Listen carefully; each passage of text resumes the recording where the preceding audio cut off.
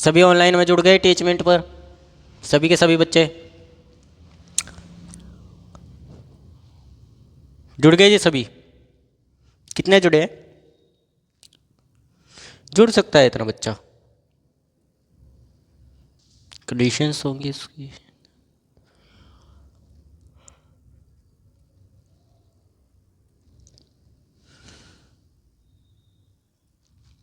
जय हिंद बच्चों, जय हिंद, जय हिंद सभी को मेरी तरफ से जय हिंद, जय हिंद। ये कट अभी भी मार रही है, कट मार रही है अभी, क्या हो रहा है?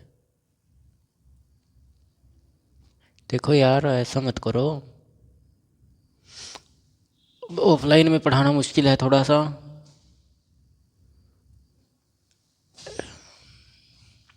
चलिए हमने कर लिया था सारा का सारा, कौन सा वंश किया था हमने साथ खत्म भी, लास्ट में कौन सा वंश कर लिया था? गुप्ता वंश। गुप्ता वंश के बाद आए थे वर्धन। देखिए गुप्ता वंश के बाद क्या हुआ, गुप्ता डायनेस्टी के ख़त्म होने के बाद, गुप्ता डायनेस्टी के बाद छोटे छोटे सामंत बंट गए, सामंत, छोटे छोटे सामंतों में भारत बट गया। सामंतों में से, ठीक है, अब छोटे छोटे सामंत रह गए, ठीक है, गुप्त के बाद भी सामंत रह गए। तो सामंतों में सबसे जो ताकतवर योद्धा थे, ताकतवर सामंत रहे, वो रहे वर्धन। कौन रहे? वर्धन वंश, वर्धन वंश के वंशज। तो आज हम वर्धन वंश के बारे में पढ़ेंगे। किसके बारे में पढ़ेंगे? वर्धन वंश के बारे में पढ़ेंगे। वर्धन वंश में 3 प्रमुख रहे और इसकी संस्थापना, वर्धन वंश की स्थापना की थी पुष्यभूति ने। किसने की थी? पुष्यभूति, पुष्यभूति वर्धन। किसने की थी? पुष्यभूति वर्धन ने की थी। किसने की थी? पुष्यभूति वर्धन ने की थी। किसने इसकी संस्थापना की? पुष्यभूति वर्धन ने। और इसके बाद देखिए संस्थापना तो इसने की, लेकिन प्रथम शासक, प्रथम ताकतवर शासक कौन बना? प्रभाकर। कौन बना? प्रभाकर। कौन बना प्रथम ताकतवर शासक? प्रभाकर बना। कौन बना? प्रभाकर बना। प्रभाकर के बनने के बाद उसके 3 पुत्र थे, 3 बच्चे थे, पुत्र नहीं 3 बच्चे थे। उनमें से एक थी लड़की राजश्री, राजकुमारी, राजश्री, उसका नाम था राजश्री, ठीक है। एक था राज्यवर्धन। कौन था? राज्यवर्धन। कौन था? राज्यवर्धन। कौन राजा था? दूसरा राज्यवर्धन। और फिर तीसरा था हर्षवर्धन। कौन था? हर्षवर्धन। हर्षवर्धन, हर्षवर्धन, हर्षवर्धन सबसे छोटा पुत्र था इसका। सबसे बड़ी कौन थी? राजश्री। तो हिंदुओं के मुताबिक इसकी शादी पहले होगी, बड़े बच्चे की शादी पहले होती है। तो इसकी शादी हुई थी कनौज के गृहवर्धन के साथ। किसके साथ हुई थी? गृहवर्धन के साथ। गृहवर्धन के साथ इसकी शादी हुई, जो कनौज का राजकुमार था, जो कनौज का राजा था। कनौज का राजा। देखिए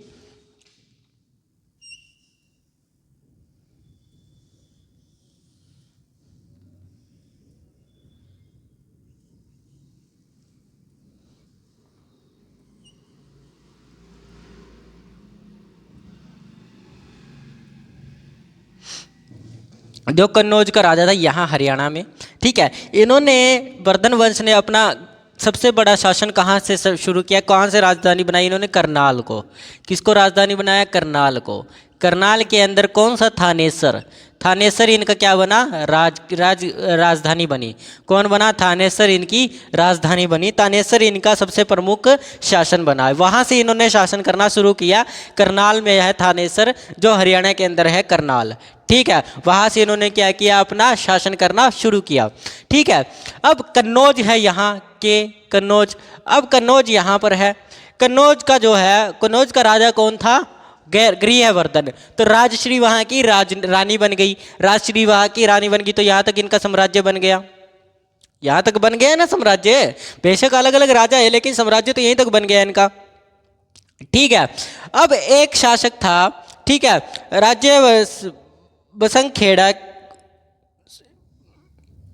ठीक है। अब बसंतखेड़ा एक पुस्तक है,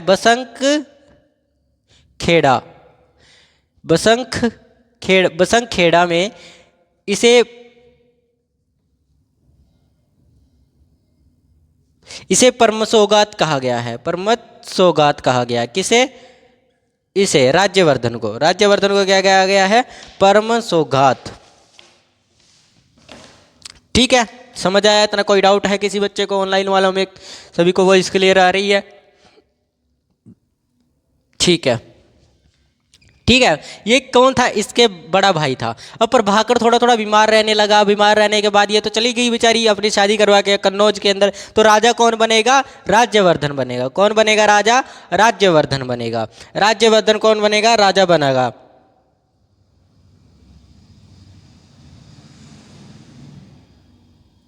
ठीक है, समझ आया? अब इसकी मृत्यु हो गई, इसके पिता की क्या होगी? मृत्यु हो गई। अब इसकी मृत्यु से ये बेचारा दुखी हो गया, दुखी हो गया। अब माँ बाप से बहुत प्यार करते थे ये दोनों, ये अपने भाई से यानी कि परिवार की बहुत चिंता करते थे ये वर्धन वंश के।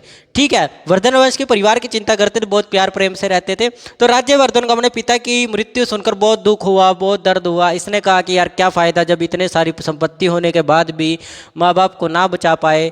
ठीक है, तब इसने सोचा नहीं भाई मुझे संन्यास ले लेना चाहिए। तो ये दुखी होकर संन्यास लेने का जब इसने निर्णय लिया, तभी क्या हुआ? इसके इसके जो जीजा जी थे उसको किसने मार दिया? इसको किसी राजा ने मार दिया। किसने मार दिया? राजा ने मार दिया। कौन से राजा ने? देवभूति ने मार दिया। मालवा का राजा था। मालवा यहाँ पर है, मालवा। मालवा का राजा कौन था? देवभूति। देवभूति। देवभूति ने किसको मार दिया? इसको मार दिया गवर्धन को, गृहवर्धन को। किसने मारा? देवभूति ने। देवभूति, देवभूति ने मार दिया देवभूति ने मार दिया। अब राज्यवर्धन को जब ये पता चला भी मेरी बहन के जीजा जी को मार दिया गया है और मेरी बहन को कारागार में डाल दिया गया है, तब इसको गुस्सा आ गया। तब इसने निर्णय छोड़ दिया अपना संन्यास लेने का। कहा कि पहले देवभूति को खत्म करता हूँ। तो इसने जाकर किसको मार दिया? देवभूति को मार डाला। किसको मार डाला इसने? देवभूति को मार डाला। अब यहाँ बंगाल के शासक थे शशांक। कौन थे? शशांक। शशांक थे बंगाल के शासक। शशांक थे बंगाल के शासक। अब बंगाल के शासक का मालवा के साथ बहुत बढ़िया मित्रता थी, जिगरी यार थे, जिगरी दोस्त थे ये। ठीक है, तो क्या हुआ? अब जब शशांक को पता चला भी भाई मेरे दोस्त को मार दिया गया है। किसने मारा है? राज्यवर्धन ने मारा है। तो राज्यवर्धन को मारने के लिए इसने ठान ली, तो इसने भी इसको मार डाला, राज्यवर्धन को मार डाला। देखिए, गृहवर्धन को देवभूति ने मारा, देवभूति को राज्यवर्धन ने मार दिया, राज्यवर्धन को शशांक ने मार दिया। तो अब राजा कौन बना? हर्षवर्धन बना। हर्षवर्धन जब राजा बना था तब इसकी उम्र 16 वर्ष थी। कितनी उम्र थी इसकी? 16 वर्ष की उम्र थी।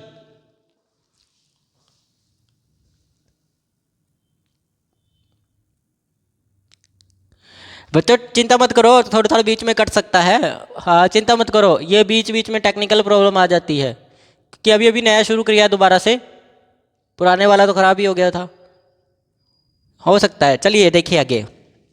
शशांक, ठीक है, शशांक ने किसको मार दिया? राज्यवर्धन को मार दिया। अब हर्षवर्धन ने क्या किया? अब ये शशांक जो था, ये शशांक राजश्री को ढूंढने के लिए गया। राजश्री कारागार से भाग गई थी जंगल में। कहाँ भाग गई थी? जंगल में भाग गई थी।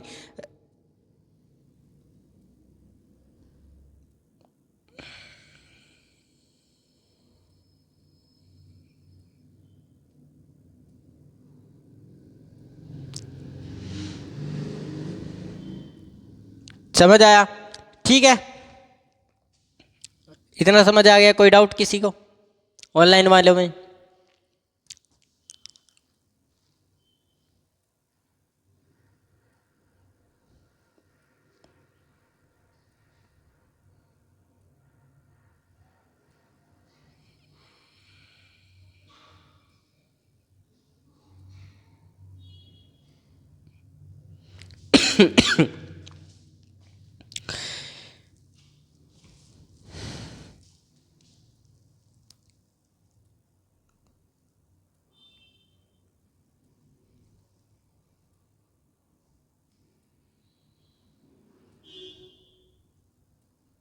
चलो आगे देखते हैं, आगे चलिए आगे देखते हैं थोड़ा। ठीक है, देखिए शशांक जो था, शशांक गौड़ का राजा था। देखिए बंगाल को जो है पहले गौड़ बोला जाता था। क्या बोला जाता था? गौड़ बोला जाता था। बंगाल को क्या बोला जाता था? गौड़। बंगाल, बंगाल को पहले गौड़ बोला जाता था, गौड़। ठीक है, तो गौड़ का राजा था शशांक। अब क्या हुआ, हर्षवर्धन बेचारा 16 वर्ष के आयु में था, तो इसको कम उम्र में ही राजगद्दी मिली। लेकिन कभी इसने अपने आप को राजा घोषित नहीं किया, राजगद्दी का सम्मान कभी इसने लिया ही नहीं, ये कभी राजा बना ही नहीं। इसने कहा राजा मैं नहीं बनूंगा, राजा मुझसे बड़े ही बनेंगे, अपने मेरे भाई हमेशा राजा रहेंगे, मैं कभी राजा नहीं बनूंगा। देखिए प्यार प्रेम कितना है, कभी राजगद्दी पर नहीं बैठा, शासन नहीं किया। और ना आज के टाइम का कोई भाई होता, छोटा भाई बड़ा मर चुका है तो उसकी सारी संपत्ति आप हड़प लेता, होता है ना ऐसे। लेकिन हर्षवर्धन ने नहीं किया ऐसा, कि कहा मेरा भाई ही रहेगा राजा, मैं कभी राजा नहीं बनूंगा। बेशक मैं उसका कारोबार संभालूंगा, लेकिन कभी राजा की उपाधि धारण नहीं करने वाला मैं। अब क्या हुआ, आगे गए। अब इसने क्या किया, अब इसको पता चला जब इसकी बहन है जो राजश्री है, वो कहाँ भाग गई है, विंध्य जंगल में, विंध्य जंगल में भाग गई है। ठीक है, अब शशांक को तो यही पता चल गया तभी ये जंगल में भाग चुकी है। अब शशांक ने क्या किया, ढूंढना बंद कर दिया इसको, कहा कि चली गई चले जाने दो, अब सारा मेरे पास है, अब मैं अपने भाई दोस्त का बदला ले चुका हूँ। ठीक है, अब दोस्ती तो बहुत गहरी होती है लोगों की, लड़कों की, लेकिन हर्षवर्धन ज़्यादा ताकतवर था, तो हर्षवर्धन ने शशांक को मारना चाहा और मार भी दिया था शशांक को। अब देखते कैसे मारा। अब हर्षवर्धन ने क्या किया, हर्षवर्धन ने इसको मारना चाहा तो हर्षवर्धन ने कहा पहले अपनी बहन को ढूंढता हूँ, क्या करता हूँ, पहले अपनी बहन को ढूंढता हूँ फिर इसको देखूंगा। पहले इसने क्या किया, अपनी बहन को ढूंढने की कोशिश की। जब ये थक हार गया, इसकी बहन इसको नहीं मिली, हर जगह ढूंढने की कोशिश की लेकिन नहीं मिली, तब इसने क्या किया, कहा कि ना भाई, अगर इसको मेरी बहन मिल गई तो ये तो जान से मार देगा, पहले इसी को खत्म करता हूँ। तो शशांक को किसने मार दिया, हर्षवर्धन ने मार दिया। अब एक दिन ना क्या हुआ, इसको बौद्ध भिक्षु मिले। कौन मिले इसको, हर्षवर्धन को बौद्ध भिक्षु मिले। इसने कहा, बौद्ध भिक्षुओं से विनती की कि देखिए प्रभु, आप लोग तो हर जगह घूमते फिरते आते हो, क्या आपने किसी महिला को देखा है जो राज्य से, राजघराने से भागी हुई हो। तब एक बौद्ध भिक्षु थे, एक बौद्ध भिक्षु ने इन्हें बताया, जिसका नाम था अतीश दीपाकर। क्या नाम था उनका, अतीश दीपाकर। किसने, बौद्ध भिक्षु ने, बौद्ध भिक्षु, बौद्ध भिक्षु, ये मिटा दे, हर्षवर्धन द्वारा लिख देंगे। बौद्ध भिक्षु ने क्या बताया उनको भी, मैंने देखा है एक लड़की को जिसका नाम मैंने एक लड़की को देखा है जो दुखी दर्दी है, अकेली है, और वो मैंने वहाँ पर देखा है उसको। तो इसने बताया, तो इसने हर्षवर्धन ने उसको जाकर ढूंढ लिया। देखिए अब हर्षवर्धन ये बहुत ही ताकतवर और कुशल योद्धा रहा है, लेकिन कभी राजा नहीं बना, इसीलिए इसको योद्धा ही बोला जाता है। चलिए देखते हैं, सबसे पहले इसको कौन मिला, अतीश दीपाकर। अतीश दीपाकर एक बौद्ध भिक्षु इसको मिला। कौन था ये, बौद्ध भिक्षु था, बौद्ध भिक्षु। इसने कहा जब मैं पीछे जंगल में, जंगल के आसपास गांव था जो, उससे भिक्षा मांग रहा था, तब मैंने एक महिला को देखा था। तो इसकी बताई जगह पे हर्षवर्धन राजश्री को ढूंढने के लिए चला गया, लेकिन राजश्री क्या थी, देखकर सैनिकों को डरकर छिप गई। राजश्री क्या किया, डरकर छुप गई। उसे लगा कहीं शशांक आ गया है, लेकिन शशांक तो मर चुका है भाई, वो कैसे आएगा। तब उसने देखा हर्षवर्धन है, तब वो बाहर निकली और भाई को गले लगा लिया। क्या किया उसने, भाई को गले लगा लिया और रोने लग गई। अब क्या किया हर्षवर्धन ने, क्या किया, अपनी बहन को राज्य दे दिया, अपनी बहन को राजगद्दी पर बिठाया, कि कहा ऐसा नहीं होगा कि मैं राजा बनूंगा, मेरी बहन राजा बनेगी, मेरी बहन रानी बनेगी यहाँ की, मेरी बहन राज्य करेगी यहाँ पर। ठीक है, तो क्या हुआ, अब एक दिक्कत इसके सामने आ चुकी थी। अब इसने मालवा को भी खत्म कर दिया, शशांक को भी खत्म कर दिया, तो ये सब राज्य किसके हो गए, यहाँ तक का राज्य किसका हो गया, सारा का सारा, ये यहाँ तक का राज्य, ये वाला राज्य, ये वाला राज्य सारा इसका हो गया, हर्षवर्धन का, हर्षवर्धन का राज्य हो गया सारा का सारा। अब इसने क्या किया, हर्षवर्धन ने कहा कि यार अब शासन करना बहुत मुश्किल है, अगर मैं यहाँ से शासन करता हूँ तो ये वाला हिस्सा चला जाएगा, कोई ना कोई आक्रमण करके ले जाएगा। अब मैं यहाँ अगर राज्य करता हूँ तो यहाँ वाला हिस्सा चला जाएगा, इधर से लोग, इधर से राजा घुस आएंगे और मेरे राज्य पर कब्जा कर लेंगे। अगर मैं यहाँ से करता हूँ तो ये वाला हिस्सा निकल जाता है, तो मैं कहाँ से करूँ। उसने कहा कन्नौज में से करूँगा। कहाँ से करेगा वो राज्य, कन्नौज से करेगा। तो दूसरी राजधानी कौन बनी, कन्नौज बनी। राजधानी कन्नौज बनी। और जहाँ का उसका जीजा राजा था, कौन था? हर्षवर्धन का जीजा वहाँ का राजा था। तो उसने अपनी बहन को रानी बनाया, कभी आप राज्य उपाधि धारण नहीं की। ठीक है, तो ये सिर्फ एक रक्षक बनकर रहा। क्या बनकर रहा? रक्षक बनकर रहा, राजा कभी नहीं बना।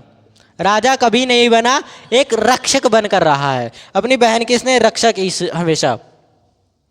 ठीक है,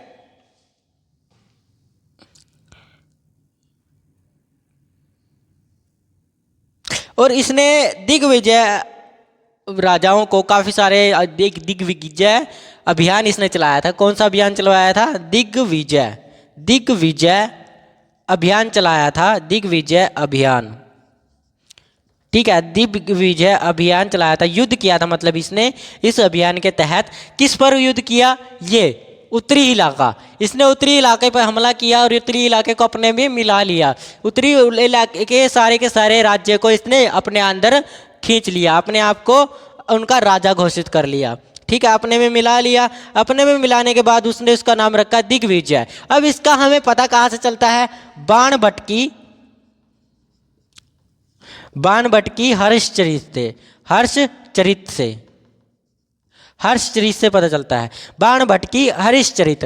दरअसल माना जाए तो बाणभट्ट जो था, बाणभट्ट इसके राज दरबार में कवि का काम करता था। कवि कौन था? बाणभट्ट। कौन था? बाणभट्ट।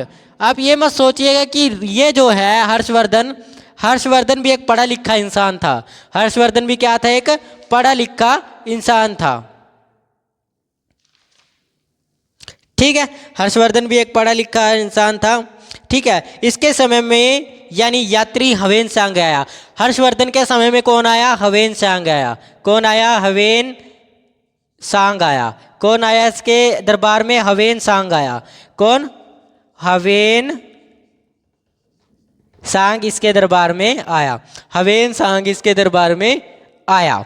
ठीक है, हवेन सांग इसके दरबार में आया और नालंदा विश्वविद्यालय का राजा, नालंदा विश्वविद्यालय में स्टूडेंट की उपाधि धारण की, स्टूडेंट बना।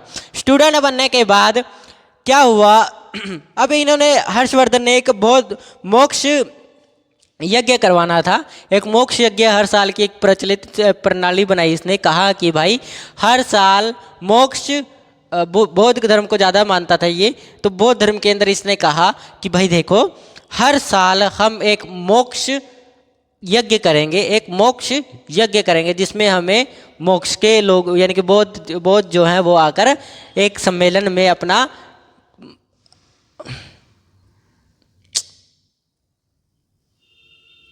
ठीक है। उसके बाद क्या हुआ? इसके आने के बाद ये जब वहाँ पर स्टूडेंट बना, स्टूडेंट बनने के बाद यहाँ पर ये एक टीचर बन गया। क्या बना? एक अध्यापक बन गया। स्टूडेंट बनने के बाद कुछ सालों बाद ये क्या बन गया? एक अध्यापक बन गया। तो अब हर्षवर्धन क्या था? इसके ऊपर पूरा भरोसा करता था, हवेन सांग के ऊपर पूरा भरोसा करता था। अच्छा लगता था इसको, पढ़ने लिखने वाला बच्चा, भाई इतना अच्छा बच्चा है, पढ़ाई लिखाई में सबसे अव्वल नंबर पर है। ठीक है, और बाहर से पढ़ने के लिए यहाँ आया है, तो इसके ऊपर ज़्यादा भरोसा हो गया इसको। भरोसा होने के साथ साथ इसके साथ ज़्यादा लगाव भी था इसको। ठीक है, तो हर्षवर्धन ने क्या किया? क्योंकि देखिए उम्र जो होती है ना, उम्र दोस्त बन जाते हैं, तो एक तरह से इसका दोस्त बन चुका था। कौन? हवेन सांग। हवेन सांग इसका क्या बन चुका था? दोस्त बन चुका था। अब इसने क्या किया? हर्षवर्धन ने एक मोक्ष बौद्ध संस्था बनाई, मोक्ष बौद्ध संस्था बनाई, और उसका अध्यक्ष किसको बनाया? इसका अध्यक्ष इसने हवेन सांग को ही बनाया। किसको बनाया? हवेन सांग को। हवेन सांग को इसने इसका अध्यक्ष बनाया। लेकिन ब्राह्मणों ने क्या किया? इसका विरोध किया। ब्राह्मणों ने क्या किया? इसका विरोध किया। तो पेपर में क्वेश्चन आता है, ब्राह्मणों ने किस राजा का विरोध किया है? ब्राह्मणों ने किस राजा का विरोध किया है? तो हर्षवर्धन का। वर्धन वंश के राजा हर्षवर्धन का इसने क्या किया है? विरोध किया है ब्राह्मणों ने। लेकिन ऐसा नहीं है कि वो राजा था, राजा नहीं, एक रक्षक था। क्या था वो? एक रक्षक था। इतना समझ आया? किसी को कोई डाउट है? किसी बच्चे को? नहीं है? आगे चले। ठीक है, ब्राह्मणों ने इसका क्या किया, विरोध किया। अब ब्राह्मण के बाद अब इसने पूरे उत्तर भारत पर कब्जा कर लिया, उत्तर भारत पर कब्जा कर लिया। अब हर्षवर्धन ने कहा भाई दक्षिण में जाकर देखते हैं क्या मिलता है क्या नहीं। दक्षिण में थी बहुत बड़ी बड़ी पहाड़ियाँ। देखिए पहाड़ी इलाके में आप किसी को आसानी से हरा नहीं सकते, पहाड़ी इलाके में आप किसी को आसानी से हरा नहीं सकते, क्योंकि जो वहाँ की पैदाइश है वो वहाँ के हिसाब से ढली हुई है, वहाँ के हिसाब से ढली हुई है, और तो वो आपसे ज़्यादा ताकतवर हमेशा रहने वाले हैं। तो हर्षवर्धन ने कहा भी ले भाई हम तो दक्षिण में भी हम आक्रमण करेंगे, अपने में मिलाएंगे। तो इसने दक्षिण में जब आक्रमण किया तो पहाड़ ही पहाड़, पहाड़ी इलाका ज़्यादा है दक्षिण भारत में, ठीक है। तो इसने कहा भी दक्षिण भारत में तो जाएंगे, ठीक है। अब क्या हुआ, जब ये कब्जा करना चाहता था, लेकिन जब ये आया यहाँ पर पहाड़ियाँ मिली इसको, कहाँ देखो सतपुत्रा पर्वत और एक इधर विंध्या पर्वत, विंध्या पर्वत श्रृंखला और ये वाली श्रृंखला। अब इसको ये पार करनी थी। पार करने में क्या हुआ, इसकी सेना आधे से ज़्यादा थक चुकी थी, और इधर बैठा था महाराज पुलकेशिन, पुलकेशिन बैठा था। कौन, पुलकेशिन वन यानी कि प्रथम, पुलकेशिन प्रथम, ठीक है, पुलकेशिन प्रथम, प्रथम बैठा था इधर। ये बहुत ही ताकतवर शासक था, बहुत ज़्यादा ताकतवर। और ये देखिए ये आ रहा है इधर से मैदानी इलाके से, और यहाँ पर पहाड़ी इलाका, ये तो यहीं की पैदाइश है, ये तो आसानी से हरा देगा इसको। अब इसकी ज़्यादा, हर्षवर्धन की आधे से ज़्यादा ताकत खराब हो चुकी थी, क्योंकि इसकी सेना पहाड़ी इलाके को चढ़ते चढ़ते थक चुकी थी, पहाड़ी इलाके को चढ़ते चढ़ते थक चुकी थी। तो आधे से ज़्यादा सेना पुलकेशिन ने ऐसे ही हरा दी, पुलकेशिन ने ऐसे ही हरा दी, आधे से ज़्यादा सेना ऐसे ही हरा दी। तो पुलकेशिन ने क्या किया, पुलकेशिन ने हर्षवर्धन को हरा दिया, पूरी तरह से बुरी तरह से हराया। पुलकेशिन ने क्या किया, हर्षवर्धन को बहुत ही बुरी तरह से हरा दिया, ठीक है। कुछ समय बाद देखिए जब हर्षवर्धन खत्म हो गया तो बताइए मेरे को रानी कौन थी, राजश्री थी। कौन थी रानी, राजश्री रानी थी। अब राजश्री महिला है भाई, कमज़ोर होगी, बाद में थोड़ी थोड़ी बूढ़ी होती जाएगी, ठीक है। अब बूढ़ी होती गई तो उसके हाथ में सत्ता तो रहने वाली नहीं है। धीरे धीरे कर कर क्या हुआ, ये राज्य जो है ये छोटे छोटे टुकड़ों में बट गया, छोटे छोटे टुकड़ों में बटने लगा। अब रह गया कन्नौज। अब धीरे धीरे कर कर छोटा राजा बन गया, छोटा राज्य बन गया ये। अब कौन निपट चुकी थी, राजश्री निपट चुकी थी। अब उसके आगे जो राजा थे वो छोटे छोटे राजा क्या हुआ, वो बेकार राजा निकले। सब धीरे धीरे कर कर ये बिल्कुल ही खत्म हो गया। धीरे धीरे कर कर वर्धन वंश का अंत हो गया। क्या हो गया, धीरे धीरे कर कर वर्धन वंश का अंत हो गया, वर्धन वंश का अंत हो गया, ठीक है। और बात लगाई जाए तो देखिए अंतिम शासक जो शक्तिशाली था वो सिर्फ हर्षवर्धन रहा है। हर्षवर्धन अंतिम शक्तिशाली शासक रहा है, अंतिम। उसके बाद 50 साल तक इन्होंने वो किया, 50 साल तक इन्होंने राज किया, 50 साल तक वर्धन वंश ने राज किया। उसके बाद ये राज्य समाप्त हो चुका था, ये वंशज समाप्त हो चुका था। समझ आया, ठीक है, समझ आया। उसके बाद कोई डाउट नहीं, आगे चलें। चलिए ऑनलाइन वालों को सभी को समझ आ रहा है ना? यार तुम टाइपिंग इतनी क्यों करते हो? तुम लोग सिर्फ यस यस बोल दिया करो, सर समझ आ रहा है, बढ़िया पढ़ा रहे हो, ये बातें बोल दिया करो बस। कुछ से कुछ लिखे जा रहे हैं। एक बोल रहा है सर मेरे दिल टूट चुका है, पढ़ाई का मन नहीं कर रहा, तो कैसे कंसंट्रेट करूं? भाई जाकर दोबारा पटा ले, एक और बना ले। पढ़ने के लिए आए हो यार, पढ़ो। सलमान खान को देखा है, सलमान खान की उम्र में काफ़ी सारी जिसको तुम पटाने की कोशिश करते हो, सलमान खान की एक आंख से पट जाएगी वो, एक आंख से। ऐसे किया सलमान खान ने और उसके पास, सलमान खान की उम्र देखो कितनी और उस लड़की की उम्र देखो कितनी, एक आंख हमारी उसकी तरफ, तुम्हें छोड़कर चली जाएगी, चाहे तुम्हारा प्यार कितने ही साल पुराना क्यों ना हो। प्यार करेंगे, अंडे से निकलते नहीं, प्यार मोहब्बत में पड़ जाते हैं।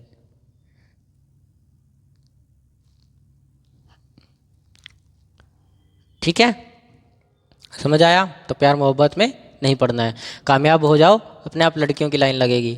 लड़कियों को भी कहते हैं हम, लड़कियों को भी मैं कह रहा हूँ कि कामयाब हो जाओ, जैसे माँ बाप को दहेज देना पड़ता है ना, तो वो कभी देना ही नहीं पड़ेगा, देना नहीं पड़ेगा दहेज। तो अपना खुद का एक स्टेटस बना लो, एक वो वाला स्टेटस नहीं मैं कह रहा हूँ भी आप व्हाट्सएप पे जो स्टेटस लगाते हो वो नहीं, खुद का एक स्टेटस बनाओ, अमीर बनो, नौकरी लो सरकारी, किसी कोई दहेज मांगने की कोशिश करे सीधा डायरेक्ट जेल में डाल दो, उठा के जेल में डाल दो। अधिकारी बनोगे, सरकारी ऑफिसर बनोगे, गवर्नमेंट ऑफिसर बनोगे, उठाया AK-47, लेफ्टिनेंट बनोगे, उठाया AK-47, दे धड़ा धड़ा धड़ा धड़ा खत्म। दहेज मांगेगा ये मुझसे। तो लड़कियों के लिए भी मैं कह रहा हूँ, नौकरी लो, कामयाब हो, ठीक है। कामयाब होने के बाद कोई दहेज मांगे, सबसे पहले AK-47 निकालो। AK-47 निकालने के बाद उसकी हवा टाइट हो जाएगी, और फिर 5-6 राउंड ऐसे उठा के कर दो, बस खत्म, मार डालो। दहेज वालों को यही हाल होना चाहिए। हाँ बेटा, यही हाल होना चाहिए दहेज वालों का। दहेज एक बहुत गलत चीज़ है।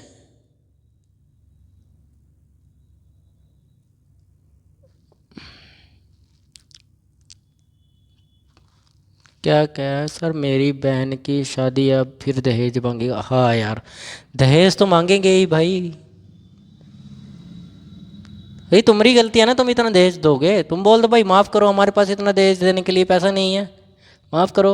अब ज़रूरी थोड़ी ना लड़की को यार सही घर वाला मिलेगा।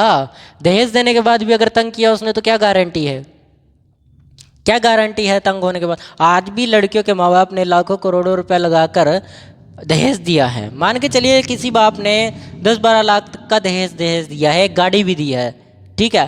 तो क्या गारंटी दे कर देता है बाप? क्या गारंटी देते हैं वो लोग जो ब्याह कर ले जाते हैं लड़की को भी हम उसको खुश रखेंगे? क्या गारंटी होती है उनकी? कोई गारंटी नहीं है। तो तुम लोग इतना दहेज देते ही क्यों हो? बोल दो भाई दहेज नहीं लेना। और मैं लड़कों को बोलता हूँ, अगर दहेज लेना हो तो सिर पे लिखवा के ले जाया करो। आगे एक प्लेट आती है ना, प्लेट या फिर चार्ट आता है 10 रुपये वाला, उस पर लिख दिया करो कि दहेज लेने वाले यहाँ पर हैं, लिख दिया करो इतना दहेज चाहिए। अगर इतनी ही याद लालच है दहेज लेने का तो करो। सर आप कब कर रहे हैं? भाई मैं शादी नहीं करने वाला, हम तो कुंवारे हैं, कुंवारे रहेंगे, कोई प्लान नहीं है मेरा। Not interested in girls, only interested in books.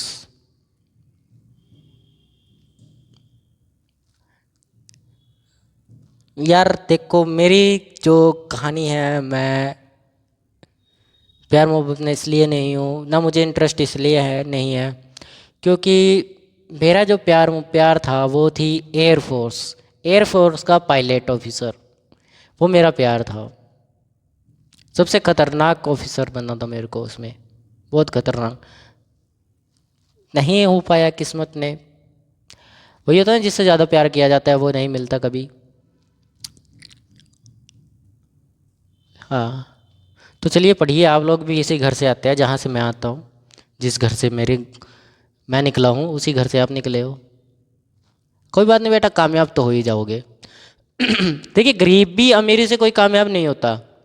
और कभी ये सोचो यार मेरे पास पैसा नहीं है इस चीज़ को करने के लिए, ये नहीं है वो नहीं है, भी मैं ये नहीं कर सकता, ठीक है, क्योंकि मेरे पापा इतने अमीर नहीं है, ये नहीं, ऐसा नहीं है यार, ऐसा नहीं है। ज़रूरी थोड़ी ना यार गरीब का बच्चा गरीब ही रहेगा, मज़दूर का बेटा मज़दूर रहेगा, नहीं यार ऐसा नहीं है। आज राजा वही बन सकता है जो काबिल होता है। अपने आप को काबिल बनाओ किसी चीज़ के लिए, आप भी राजा बन जाओगे। कलेक्टर जो होता है, कलेक्टर देखा है, कलेक्टर डीएम जो होता है एक जिले का राजा होता है, पूरे जिले का राजा। अगर उसने बोल दिया ना प्रधानमंत्री को भी इस जिले में वह नहीं उतरेगा, उसका हेलीकॉप्टर इस जिले में नहीं उतरेगा, तो नहीं उतर सका था, नहीं उतार सकता। और तुम तो लेफ्टिनेंट बनने जा रहे हो बेटा, उड़ाओ तेजस, यसु की भी M30 उड़ाओ। हमारा तो वही पसंदीदा जहाज है, सुकी भी, ठीक है, M30। चलिए आगे देखते हैं। अब देखिए क्या हुआ, वर्धन वंश, इसने कम से कम 150 साल तक राज्य किया। इन्होंने 150 साल और 50 साल इन्होंने किया, 50 साल तक ये, यानी कि 150 तक इस साल तक ये वर्धन वंश रहा, 150 साल तक क्या रहा, वर्धन वंश रहा, ठीक है। यानी कि 100 साल तक तो गुप्ता रहा था, 100 + 150, कितने हो गए? 100 प्लस 150 इज इक्वल टू 250। 250 ईसा तक क्या हुआ? वर्धन वंश कंप्लीट हो चुका था, खत्म हो चुका था। क्या हो चुका था? खत्म हो चुका था। इसीलिए क्या हुआ देखिए,